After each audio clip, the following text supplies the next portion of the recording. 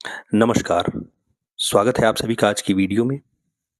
आज हम बात करेंगे एनसीईआरटी से प्रकाशित कक्षा 10वीं की पूरक पाठ्यपुस्तक कृतिका भाग 2 के पाठ साना साना हाथ जोड़ी की, जिसकी लेखिका हैं मधु कांकरिया। यह वीडियो बोर्ड परीक्षा के मद्देनजर बनाई जा रही है और इसमें उन प्रश्नों का संकलन है जो पिछली परीक्षाओं में कभी भी बोर्ड की परीक्षाओं में पूछे गए हैं। तो आइए, ये जो पाठ है हमने इसे कुछ कीवर्ड्स में बांटा हुआ है। जैसे कि हमारा पहला कीवर्ड है गंतोक शहर, यानी इस पूरे पाठ में गंतोक शहर से संबंधित जो प्रश्न आए हैं या जो प्रश्न बन सकते हैं, हम उन प्रश्नों की बात करेंगे और उसका उचित उत्तर देने की कोशिश करेंगे।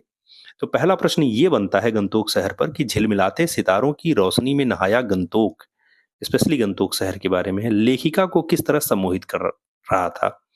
आप ध्यान देंगे ये सीबीएसई 2012 में पूछा गया प्रश्न है।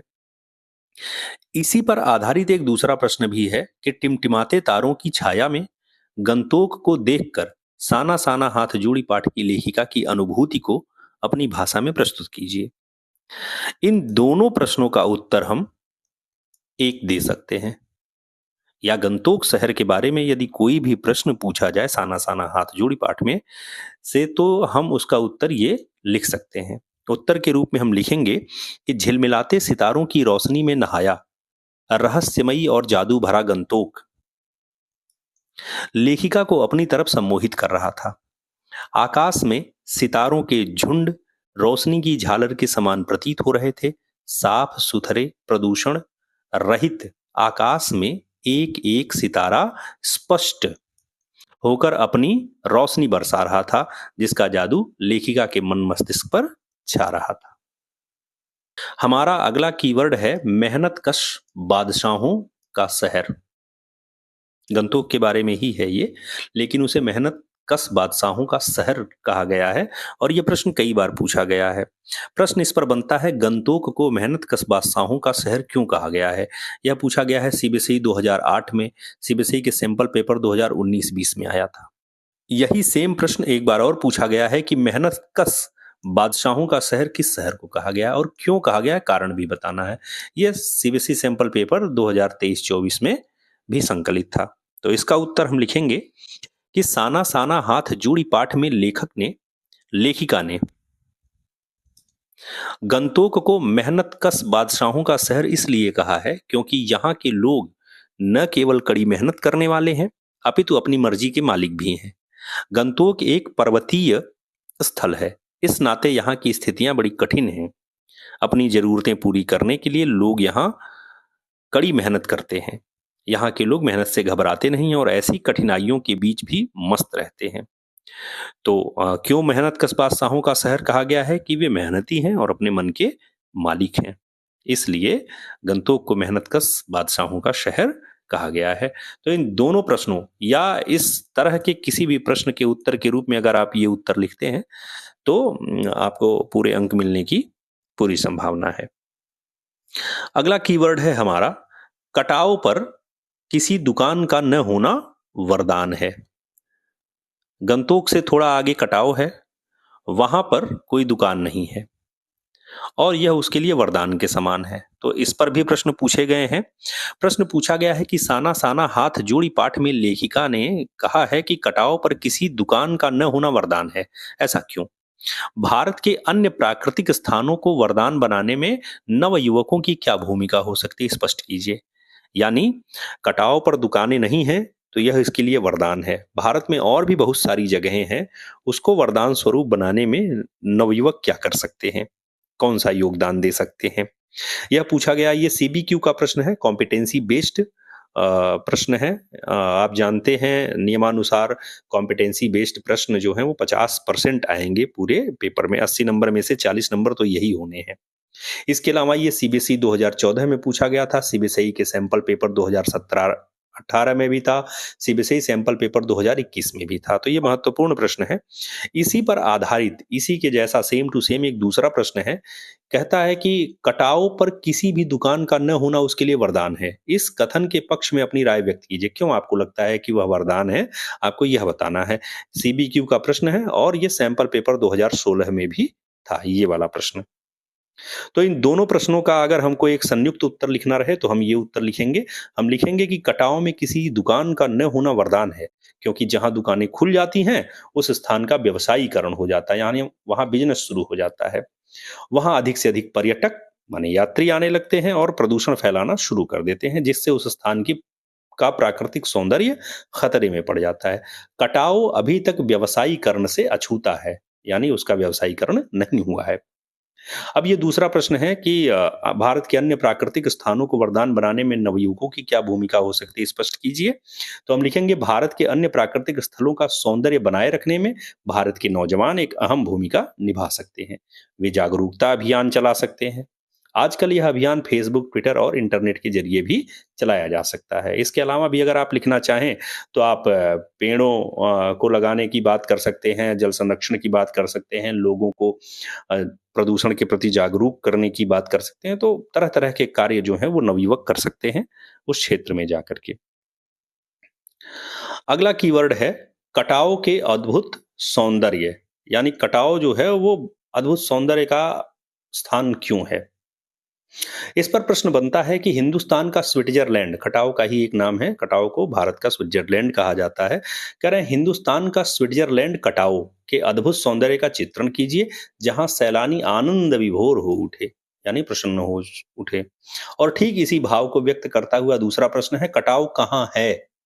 उसके प्राकृतिक सौंदर्य को अपने शब्दों में प्रस्तुत कीजिए। तो पहले प्रश्न में बताना है कि जो कटाव है उसका अद्भुत सौंदर्य बताइए और वहां पर कोई भी जाने वाला व्यक्ति भाव विभोर क्यों हो जाता है। और दूसरा एक प्रश्न इसमें और जोड़ा गया है कि कटाव है कहाँ पर, पहले उसकी लोकेशन बतानी है। तो इसका उत्तर हम इन दोनों प्रश्नों का संयुक्त उत्तर हम ये लिख सकते हैं कि कटाव भारत के पूर्वोत्तर राज्य सिक्किम में लायुंग से 500 फीट की ऊंचाई पर था। कटाव इतना सुंदर है कि यह भारत में स्विट्जरलैंड के नाम से जाना जाता है।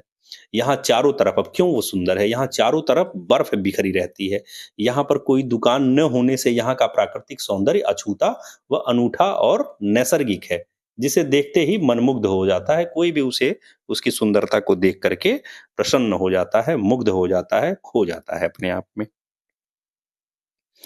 अगला कीवर्ड है कटाव और लेखिका, यानी कटाव पहुंचकर लेखिका की क्या हालत हुई, लेखिका कटाव के बारे में क्या विचार रखती हैं, हमें इस पर प्रश्न देखना है। तो प्रश्न जो है वो है कटाव के प्राकृतिक और मनोहारी दृश्य को देखकर लेखिका क्या सोचने लगी, यानी जब लेखिका पहुंचती हैं वह यह सुंदरता देखती हैं तो उनके मन में क्या विचार आता है, वे क्या सोचती हैं, उस विचार को यहाँ पर हमें लिखना है। तो उत्तर हम लिखेंगे कटाव के प्राकृतिक, मनोहारी और एकदम शांत सौंदर्य को देखकर लेखिका सोचने लगी कि शायद ऐसी ही दिव्यता के बीच हमारे ऋषि मुनियों ने वेदों की रचना की होगी, जीवन के सत्यों को खोजा होगा तथा सर्वे भवन्तु सुखिनः का महामंत्र पाया होगा।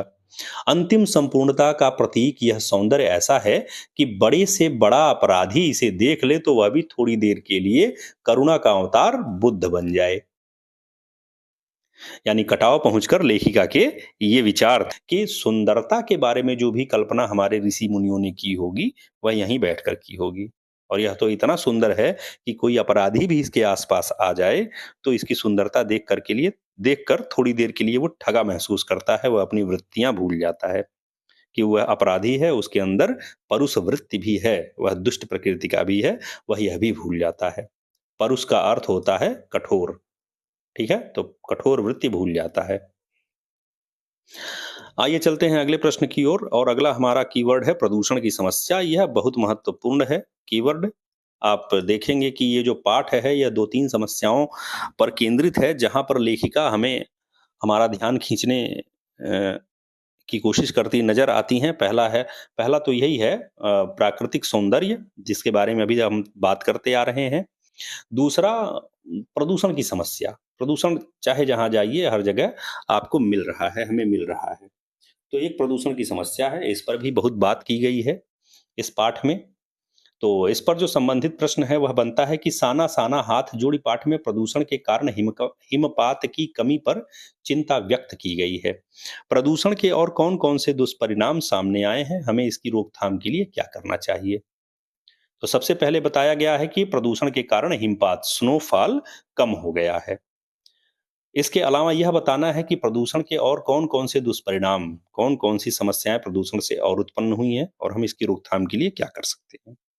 ठीक इसी भाव का एक दूसरा प्रश्न है कि प्रदूषण के कारण स्नोफॉल में कमी का जिक्र किया गया है पाठ में। प्रदूषण के और कौन-कौन से दुष्परिणाम सामने आए हैं, लिखें। ये सीबीएसई 2012 में था, ऑल इंडिया 2016 में पूछा गया था। तो ये इम्पोर्टेंट प्रश्न है, इसके पूछे जाने की संभावना बहुत है। और इस तरह के जो सारे प्रश्न हैं जिसमें प्रदूषण की समस्या के बारे में चर्चा की गई है या हम उससे कैसे मतलब उससे क्या-क्या समस्याएं हमें उत्पन्न हो रही हैं, इस पर अगर प्रश्न पूछा जाए तो हम यह उत्तर दे सकते हैं। हम लिखेंगे स्नोफॉल का न होना बढ़ते प्रदूषण का दुष्परिणाम है। इस तरह प्रदूषण के और भी अनेक दुष्परिणाम हमारे सामने आते हैं। अब उसमें लिखेंगे पहले अंटार अंटार्कटिका की निरंतर बर्फ पिघल रही है, जिसके कारण समुद्र का जलस्तर बढ़ता जा रहा है और धरती की सीमाएं डूबने लगी हैं। दूसरा हम लिख देंगे क्या समस्या हुई है कि नदियों में पानी की मात्रा में इतनी कमी हो रही है कि जिसे देखकर नदियों के सूखने की आशंका होने लगी है। तीसरा हम लिखेंगे नदियों के जल बहुत प्रदूषित हो गए हैं, जिससे जलीय जंतुओं का जीवन खतरे में पड़ गया है। चौथा हम लिख देंगे पेड़ कटने से कार्बन डाइऑक्साइड ऑक्सीजन का संतुलन बिगड़ गया है, जिससे स्वास्थ्य पर बुरा असर पड़ रहा है। और चौथा हम लिख देंगे कि मौसम चक्र बदल गया है, जिससे पैदावार घट रही। मौसम चक्र का अर्थ होता है जो मौसम जिस समय पर होना चाहिए वह उस समय पर नहीं हो रहा है, कुछ आगे पीछे हो रहा है। और प्राकृतिक आपदाओं ने, बाढ़ हुआ, सूखा हुआ, सुनामी हुआ, इस तरह की चीजों ने जो है हमें घेर लिया है और जोर पकड़ लिया है। तो ये जो प्रदूषण के दुष्परिणाम हैं, ये हमारे सामने दिखाई पड़ते हैं, तो हम इनके बारे में लिखेंगे। चलते हैं अगले कीवर्ड की तरफ। यह भी प्रदूषण ही है। इसमें भी हम प्रदूषण की समस्या पर ही बात करने वाले हैं और इसमें जो प्रश्न पूछे जाएंगे उसमें प्रश्न है कि साना साना हाथ जोड़ी पाठ में लेखिका ने प्रदूषण का उल्लेख किया है। प्रदूषण बढ़ने के कारणों का जिक्र करते हुए बताइए कि इसे रोकने में आप अपना योगदान किस तरह दे सकते हैं।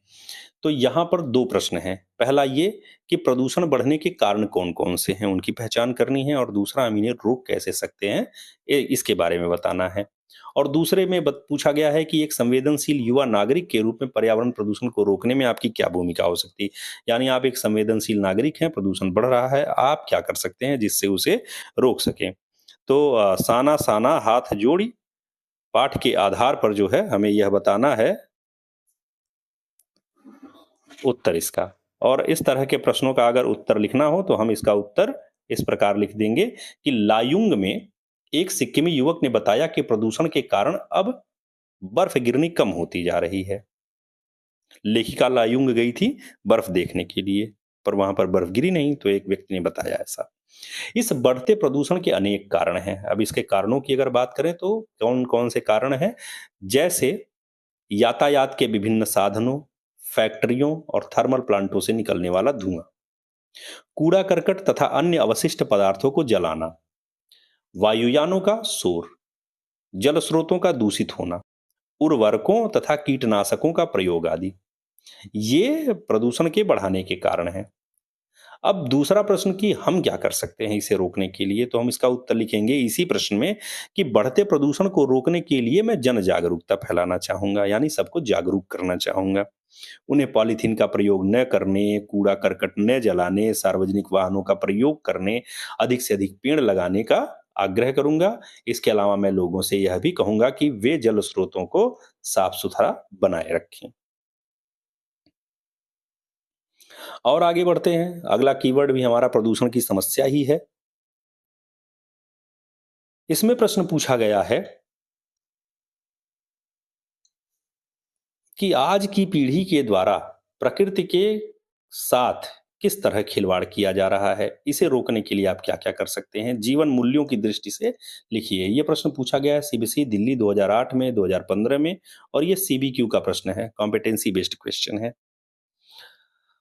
तो दूसरा प्रश्न इसी से मिलता जुलता है कि आज की पीढ़ी कुदरत की खूबसूरती को बिगाड़ रही है, उसे रोकने के लिए या समझाने के लिए आप क्या करेंगे? साना साना हाथ जोड़ पाठ के आधार पर स्पष्ट कीजिए, आप पाठ के संदर्भ में स्पष्ट कीजिए। तो इसका उत्तर हम लिखेंगे कि प्रकृति के साथ खिलवाड़ करने के क्रम में पहला काम ये हो रहा है कि वृक्षों को काटकर पर्वतों को नष्ट किया जा रहा है। नगरों और फैक्ट्रियों का गंदा पानी पवित्र नदियों में छोड़ा जा रहा है, जिससे नदियां प्रदूषित हो रही हैं। सुख सुविधा के नाम पर पॉलीथीन का अधिक प्रयोग और वाहनों के द्वारा प्रतिदिन छोड़ा धुआं पर्यावरण के संतुलन को बिगाड़ रहा है। प्रकृति के साथ खिलवाड़ रोकने में हम अपना सहयोग निम्न प्रकार से दे सकते हैं। पॉइंट वाइज लिखेंगे कि वर्तमान में खड़े वृक्षों को न काटें और न कटने दें। दूसरा, यथासंभव वृक्षारोपण करें और ज्यादा पेड़ लगाएं तथा दूसरों को वृक्षारोपण के लिए प्रेरित करें। तीसरा, वाहनों का प्रयोग यथासंभव कम करें। सब्जी लाने और व्यर्थ सड़कों पर घूमने में वाहनों का उपयोग ना करें। और चौथा, पॉलीथीन, अपशिष्ट पदार्थों तथा नालियों के गंदे पानी को नदियों में न जाने दें, उन्हें नदियों में जाने से रोकें। ठीक है, आइए बढ़ते हैं। नया कीवर्ड है जितेन नार्गे के बारे में। जितेन नार्गे आप जानते हैं, वह ड्राइवर कम गाइड था जो जीप चला रहा था लेखिका की। तो उस पर एक प्रश्न, सबसे महत्वपूर्ण जो उसका प्रश्न है वह यह है कि जितेन नार्गे के व्यक्तित्व पर प्रकाश डालिए और उसमें कुशल गाइड के कौन कौन से गुण थे ये बता दीजिए। तो इस पर प्रश्न पूछा जाता है कि साना साना हाथ जोड़ यात्रा वृत्तांत में जितेन नार्गे की चारित्रिक विशेषताओं, माने उसके चरित्र की क्या क्या विशेषताएं हैं, उसके आधार पर लिखिए कि एक कुशल गाइड में क्या क्या गुण होने चाहिए। प्रश्न से ये क्लियर है कि जितेन नार्गे जो है एक कुशल गाइड था, उसके जो गुण हैं एक कुशल गाइड के गुण हैं। तो आपको उसके गुणों को पहचानना है और लिखना है कि वह कैसे प्रूफ हो सकता है, वह कैसे मतलब माना जा सकता है कि एक एक्सपर्ट गाइड था। तो इस प्रश्न का उत्तर हम लिखेंगे कि जितेन नार्गे उस जीप का ड्राइवर कम गाइड था जिसके द्वारा लेखिका सिक्किम की यात्रा कर रही थी। जितेन एक समझदार और मानवीय संवेदना से युक्त व्यक्ति था। उसके भीतर एक कुशल गाइड के सभी गुण विद्यमान थे। कौन कौन से थे? वह लेखिका को एक अच्छे गाइड की तरह सिक्किम के प्राकृतिक सौंदर्य, भौगोलिक स्थिति और वहां के जनजीवन की जानकारी देता रहा। उसने लेखिका को यूमथांग के रास्ते में सफेद रंग की पताकाओं के पीछे छिपे बुद्धिस्ट लोगों की मान्यता और प्रेयर व्हील के बारे में भी जानकारी दी। वहां के जनजीवन की जानकारी देते हुए स्त्रियों की मेहनतकश प्रवृत्ति के बारे में भी बताया। वह सारे रास्ते लेखिका की जिज्ञासा को शांत करता रहा। वह पर्यटकों के साथ घुल मिलकर गाने भी गुनगुना रहा था। वाकपटु होने के साथ उसमें अपने क्षेत्र की पूर्ण जानकारी थी। वह कर्तव्यनिष्ठ था, व्यापक दृष्टिकोण रखने वाला था, मातृभूमि से प्रेम करने वाला था। इस प्रकार वह एक योग्य गाइड था। तो हम उसके बारे में ये सारी बातें इस प्रश्न के उत्तर स्वरूप लिख सकते हैं। अगला कीवर्ड है सैनिक छावनियां और देशभक्ति। यह भी एक महत्वपूर्ण कीवर्ड है। पाठ में बार बार सैनिकों के बारे में बात की गई है।